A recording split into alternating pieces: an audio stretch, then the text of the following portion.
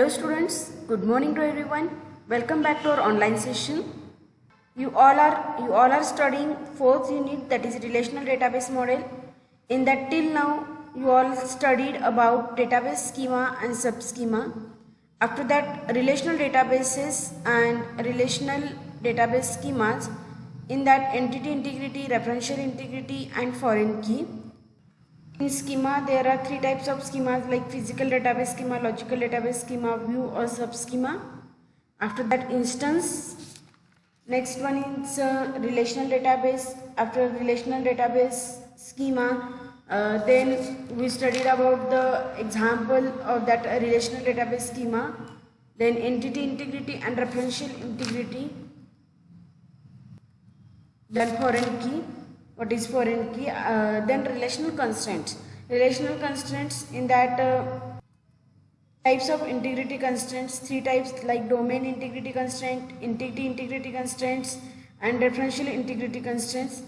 In that every one is classified into multiple types like domain integrity constraints having two types, not null and check integrity. Then entity integrity constraint having two types, primary key constraint and unique constraint. After that referential integrity constraint having foreign key. These are the few types you already studied. And today we are going to start 12 rules of Court's law for relational database management system. Now I am asking you all the question, who is Court? Court, that is the relational database model, was the first theoretically founded and well thought out data model. It is proposed by E.F. Court in 1970. That E.F. Court is the founder or developer of the relational database model system. That is Dr. Edgar F. Court, after his extensive research on the relational model of database system, came up with 12 rules of his own. According to him, a database must obey in order to be regarded as a true relational database. There are total 12 rules. These rules can be applied on any database system that manages stored data using only its relational capabilities. This is a foundation rule, Rule 0, which acts as a base for all other rules. Are you getting this? There are total 12 rules, but to follow the 12 rules, Rule 0 is there, that is foundation rule is there. And what is that?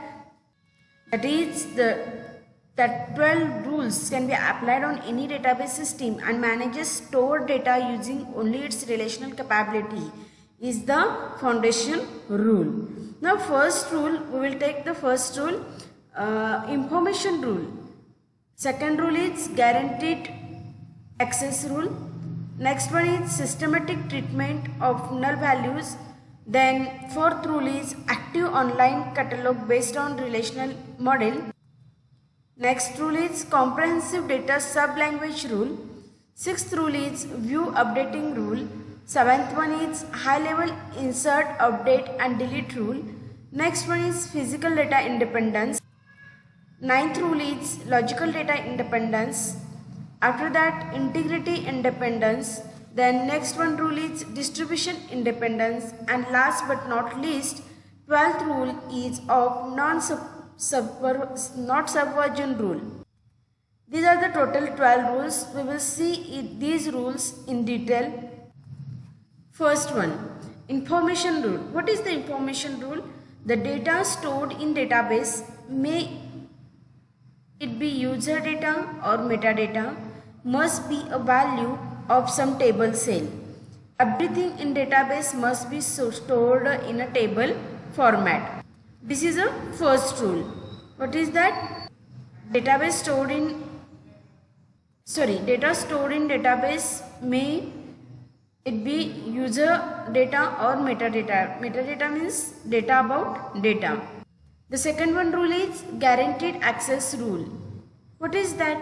Every single data element is guaranteed to be accessible logically with a combination of table name, primary key, that is row value, An attribute name, that is column value. No other means such as a pointers can be used to access data.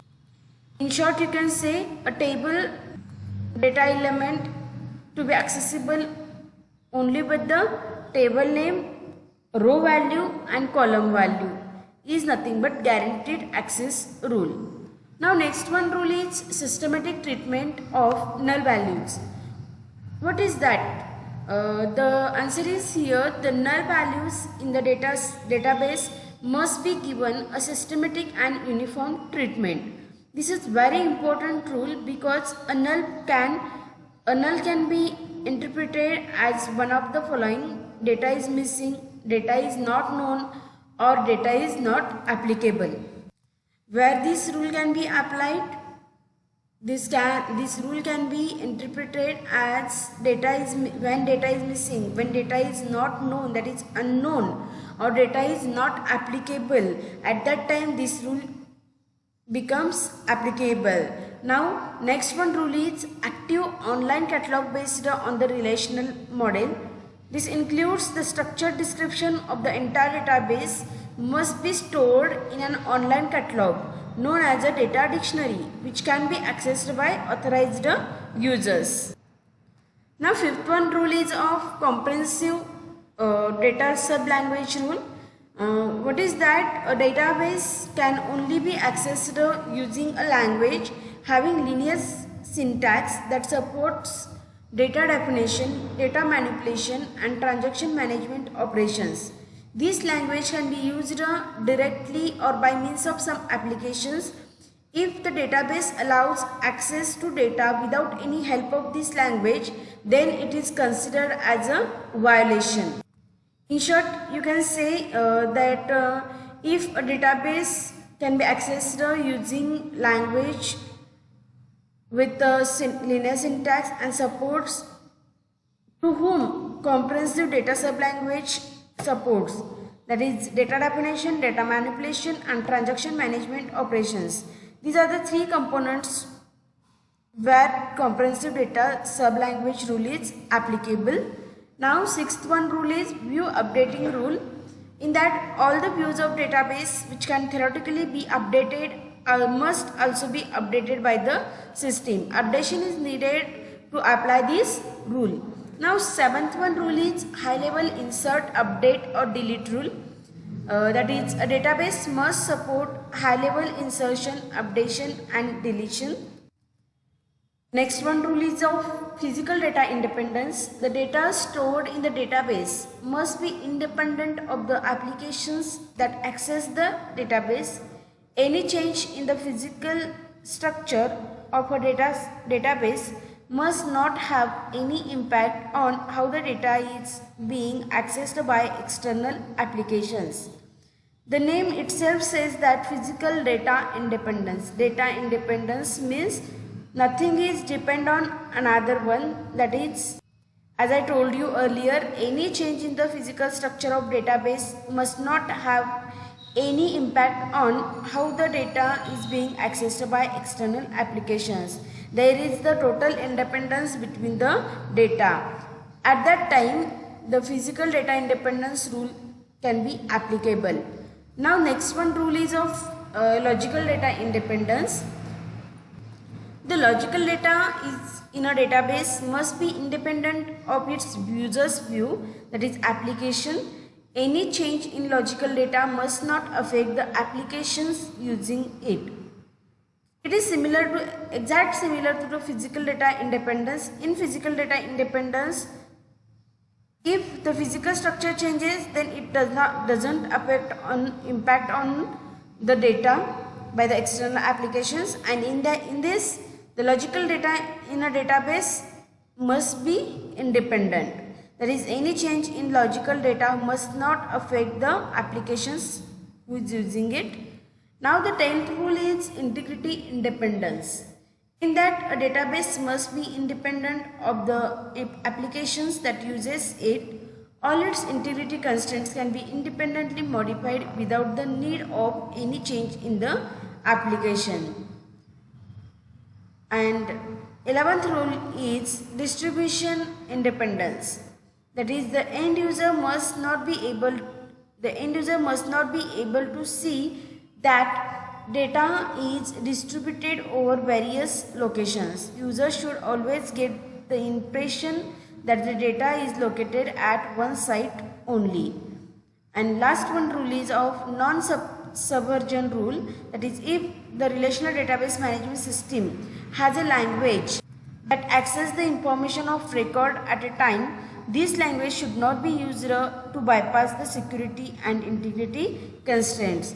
In this 12 rules, 4 rules are related to each other, that is physical data independence, logical data independence, integrity independence, and distribution independence.